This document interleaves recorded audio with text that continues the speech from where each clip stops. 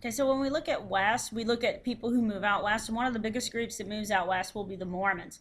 Joseph Smith is the founder of the Mormon faith, or Jesus Christ of the Latter-day Saints. And when he founded the religion, he is not very well welcomed in the East, and he ends up dying for his religious beliefs, which makes him a martyr in the Mormon faith. He's killed by a mob of angry New Englanders who don't like his beliefs, like on polygamy.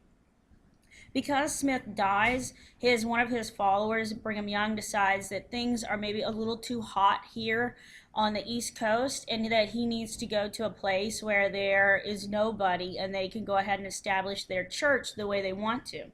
And there isn't really anybody out there in the West that's like an established institution. You have the American Indians, but the Mormons aren't really going to do anything to the American Indians. They're going to move out west. They move out west along the Oregon Trail. And when they go, they stop in the Utah area. They stop at the Great Salt Lake. And so they founded Salt Lake City. And if you go to Salt Lake City today, it still has the highest concentration of Mormons in the United States. So they go out there to the Oregon Trail and they founded the Salt Lake area, and they form a thriving community. They go to escape religious persecution. That's what you really need to know about the Mormons. They travel on the Oregon Trail. They're escaping religious persecution. Smith is their founder, and Young actually leads them out west. Before Texas becomes a state, it actually has to win its independence from Mexico, and then it becomes a country, then it becomes a state in the United States. So what happens is Mexico invites Southern Americans to come and settle the Texas area. It's a part of Mexico. They own that area. And so they invite Southern Americans to come in. These Southern Americans are slave owners. So they're going to bring slaves with them because they're bringing the plantation system with them. Stephen Austin is going to be their leader, and so Austin, Texas is named after him. Well, Austin's going to lead the group, and he's leading a slave community in Texas. The Mexican government didn't like this. They had an issue with slavery because a long time ago, Mexico had been ruled by Spain, and the Spanish conquistadors and the Spanish government, they had really abused the local people, and they had made them slaves. So when Mexico fought and won their independence from Spain, they went ahead and made certain that slavery was abolished. And so now these Southern Americans, who are not living in America, they're living in Mexico, in the territory of Texas, are bringing in slaves, and they're having a conflict over this. So Austin goes and he asks the Mexican government, could Texas be a separate colony? They say no, and so because he goes to jail for a while, he gets out. When he comes back, he tells all the Texans, we need to fight for our independence. And this is the Texan War for Independence, or the War for Texan Independence. So the Texans want their independence from Mexico, equates war. Mexico tries to regain control of the Texas territory, but they're not going to win. The Battle of the Alamo is the most significant battle in the War for Texas's independence. In this battle, every Texan is actually killed by the Mexican army.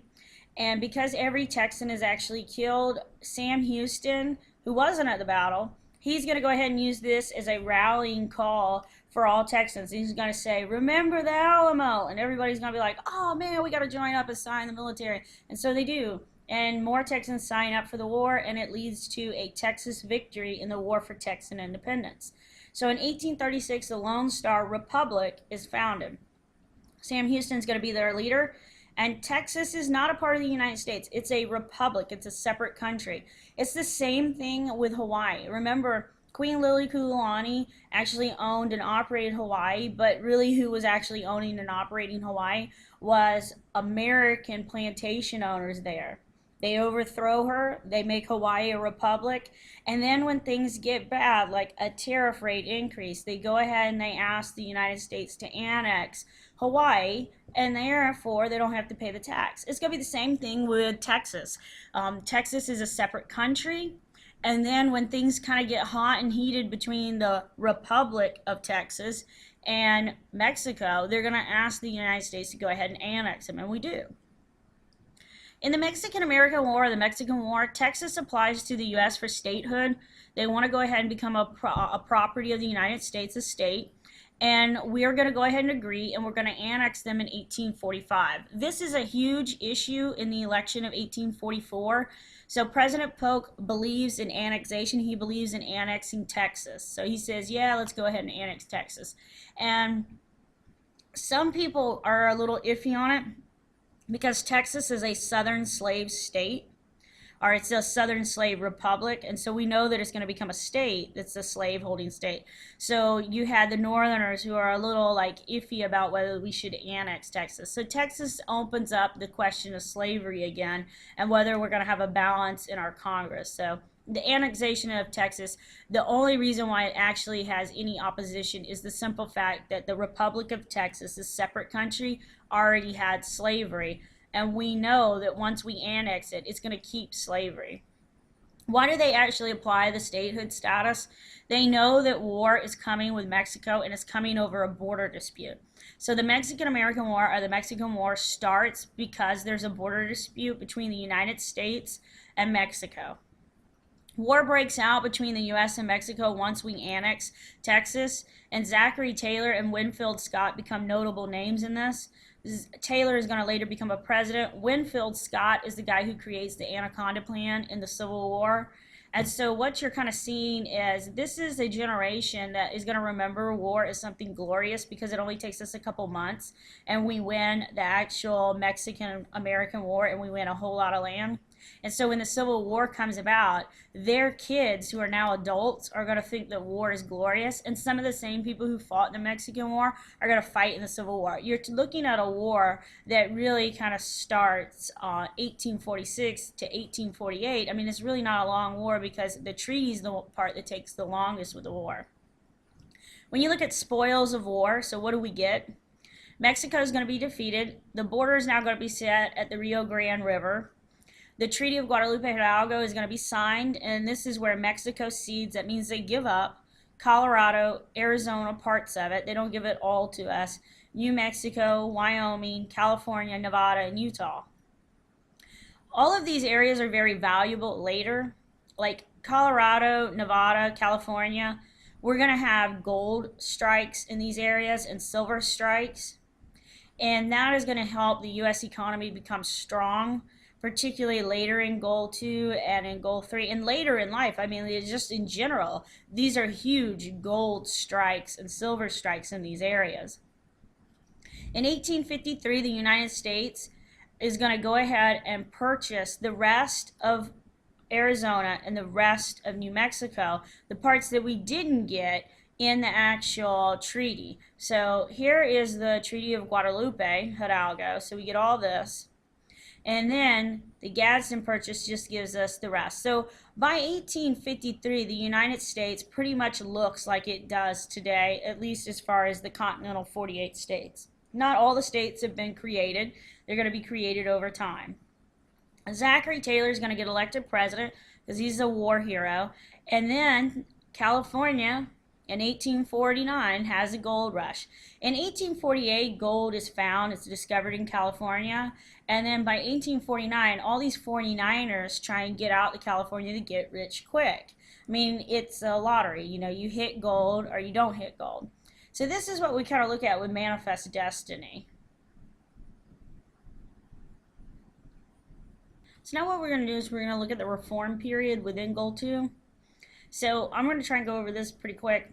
What you need to understand is the Second Great Awakening occurs, and in the Second Great Awakening, it's a spiritual revival.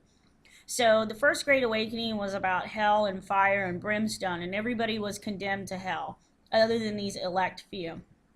In the Second Great Awakening, everybody is going to be capable of being saved. And because of that, because everybody's capable of being saved, you get things like the temperance movement. And the temperance movement is about trying to make alcohol limited.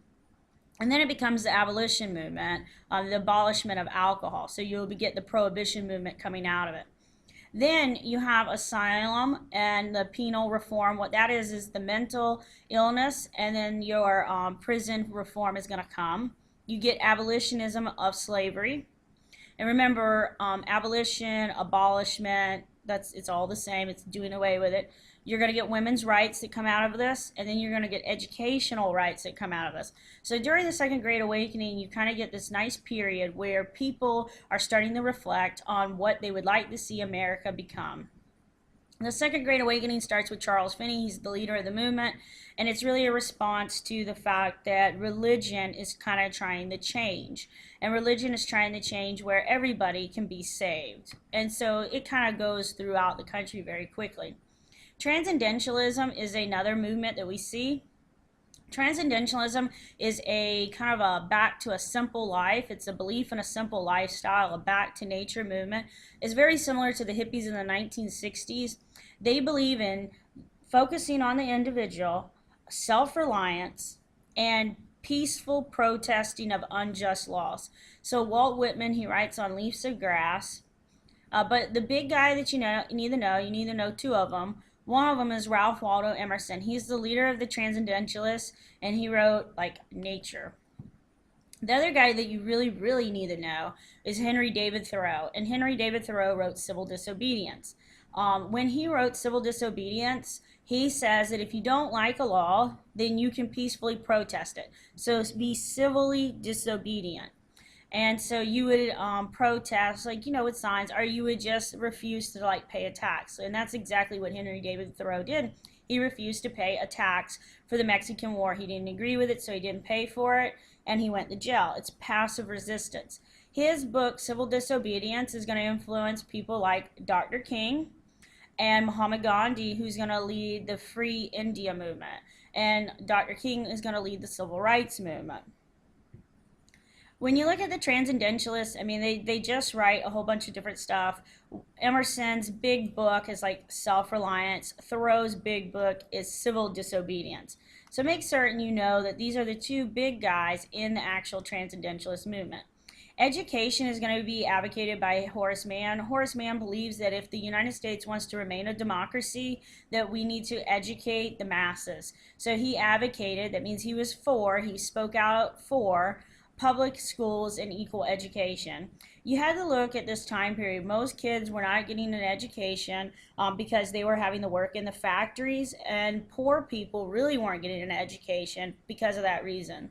And so mainly in the North, you had education, and mainly schools were for boys. But he says if we want democracy to continue, we need to educate everybody. Prison and the mentally ill reform is going to be led by Dorothea Dix. And Dorothea Dix looks at the prisons and she says, oh my goodness, why do we have somebody who's experiencing maybe like postpartum depression, the baby blues, with a serial killer? And, if you weren't, maybe crazy before you went to jail, you're definitely going to be crazy by the time you get out of jail if that's what you have as an inmate that's your roommate. So what you start seeing is she starts saying we have to treat the mentally ill in a hospital setting. And so you're going to get the mentally ill taken out of the prison system, put in hospitals, and then prison reform is going to also start. So she wants to believe in rehabilitation. So she wants to do rehab for prisoners. So the prisons were really rough. They were really awful. Like you had chain gangs, and basically you just sat and rot in jail. And she says that, just because you stole food doesn't make you a hardened criminal. It doesn't make you somebody that we should throw away for life. We can reform, we can rehabilitate you. Citizen Torquetville, the French guy, he observes our prisons, and he basically says the same thing. So Dorothea Dix Asylum is going to be created, and where she treats the mentally ill like human beings. Utopias are another thing that we see with this reform movement. What a utopia is just a perfect society. It's harmony. It's so a group of people would live together in an area, and they would all work together to produce food, to produce what the group needs. So no crime, only love and understanding for each other. And it's very similar to the 1960s commune movements that we see with the hippies. Everybody's supposed to work together. Everybody's supposed to share. Good examples would be New Harmony, Brook Farm, and Oneida. They don't work because, people do have jealousies. And where you really see the utopian communities is in the New England areas. This is where they're going to be. You kind of see the reforms kind of starting there. So what everybody's trying to do is get along and be happy. Not always going to work. Southern society, here's how Southern society actually worked. Most of your population was slaves. Very few people were actually at the top, the plantation owners.